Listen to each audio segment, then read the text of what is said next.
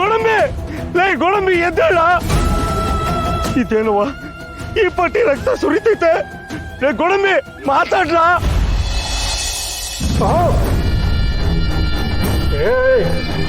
ದಣಿ ಅದು ನೀನ್ ಮಧ್ಯ ಮಾತಾಡ್ಬೇಡ ಛತ್ರಿ. ಮಾತಾಡ್ಬೇಕಾದವನು ಅವನು.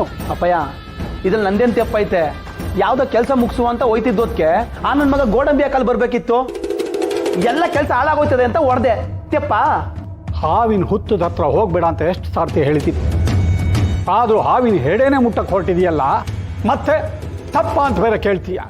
ನೀನು ನನ್ನ ಮಗ ಏನೋ? ಅಪ್ಪಯ್ಯ ಶೋ ತಪ್ಪು ಮಾಡೋದೇ ದಿಟ ಆದರೆ ನಾವು ಹಿಡೋ ತಪ್ಪು ಹೆಜ್ಜೆ ಭೂಮಿ ತಾಯಿ ಕೂಡ ಗೊತ್ತಾಗಬಾರ್ದು. ಆಗ ತಪ್ಪು ಮಾಡಬೇಕು. ಆದರೆ ನೀನು ಮಾಡಿದ್ದೇನು? ದಣಿ ಯಾವುದು ಹಳೆ ತಪ್ಪು ಸರಿ ಮಾಡಕ್ಕೆ ಅಂತ ಹೋಗೋರು. ನೀವು ಹಿಂಗೆ ಹೋದ್ರೆ ಬೇಜಾರಾಗಕ್ಕಿಲ್ವ ಹೇಳಿ? ಚಿಕ್ಕ ವಯಸ್ಸಿನಿಂದ ಇವನಿಗೆ ಸರಿಯಾಗಿ ಒದೆ ಕೊಟ್ಟು ಬೆಳೆಸಿದ್ದಿದ್ರೆ ಇವತ್ತು ಈ ಪರಿಸ್ಥಿತಿ ಬರ್ತಿರ್ಲಿಲ್ಲ. ಸರಿ ಅನ್ನೋದನ್ನ ತಪ್ಪು ಅಂದ್ಕೊಂಡು ಮಾಡಿದ್ರೆ ಅದು ತಪ್ಪೇ ಆಗತ್ತೆ.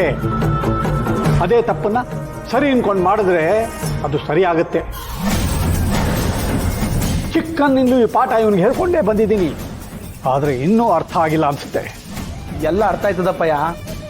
ಏನೋ ವಯಸ್ಸು ಆತ್ರಕ್ಕೆ ಬಿದ್ದು ಮೂತದಲ್ಲಿ ಕೈ ತೊಳೆ ಕೆಲಸ ಮಾಡ್ಬಿಟ್ಟೆ. ಇವಾಗ ಹಿಂಗೆ ಎಡವಟ್ಟಾಗಿ ಕುಂತೈತೆ.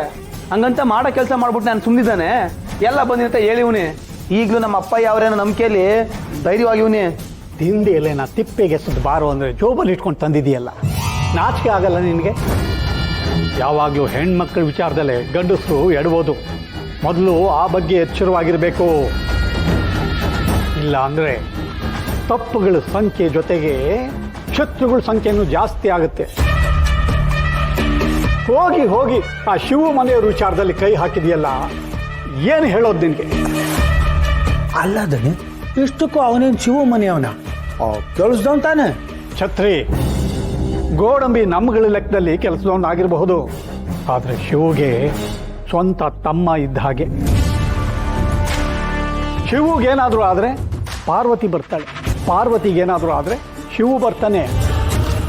ಅವರಿಬ್ರಿಗೂ ಸಂಬಂಧಪಟ್ಟವ್ರಿಗೇನಾದರೂ ಆದರೆ ಶಿವು ಪಾರ್ವತಿ ಇಬ್ರು ಒಟ್ಟಿಗೆ ಬರ್ತಾರೆ. ಆದರೆ ಆ ಗೋಡಂಬಿ ಸತ್ತಗವನಲ್ಲ.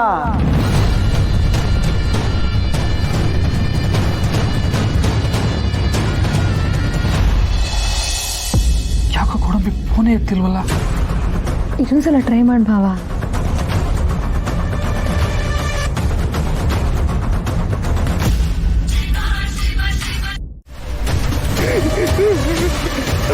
ಅಣ್ಣ ಗೋಡಂಬಿ ಗೋಡಂಬಿ ಅಣ್ಣ ನಾನು ಗುರ್ಕೆ ಅಣ್ಣ. ಏನಾಯ್ತು ಗೋಡಂಬಿಗೆ? ನಾವು ಆಲೆ ಮನೆ ತವ ರೋಡಲ್ಲಿ ಬರ್ತಾ ಇದ್ವಾ, ಗೋಡಂಬಿ ರಸ್ತೆ ಬಿದ್ದೋಗಿದ್ದಣ್ಣ.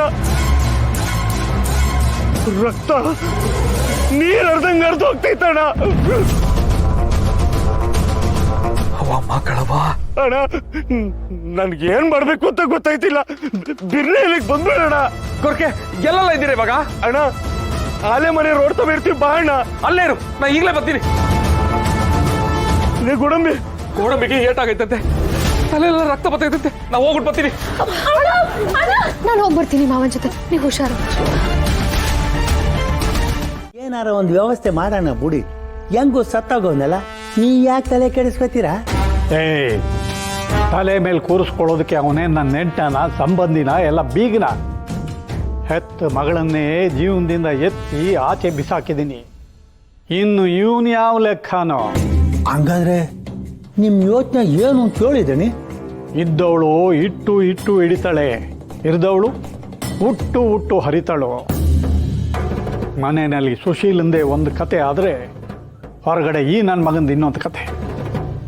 ಹಿಡಿದು ಪಟ್ಟು ಬಿಡಬಾರ್ದು ಅಂತ ಮುಂದೆ ಹೆಜ್ಜೆ ಇಟ್ಟವನಿಗೆ ಕಲ್ಲು ಸಿಕ್ಕರೆ ಪರವಾಗಿಲ್ಲ, ಕಲ್ಲು ಬಂಡೆನೇ ಸಿಕ್ಕರೆ ಏನು ಮಾಡೋದು?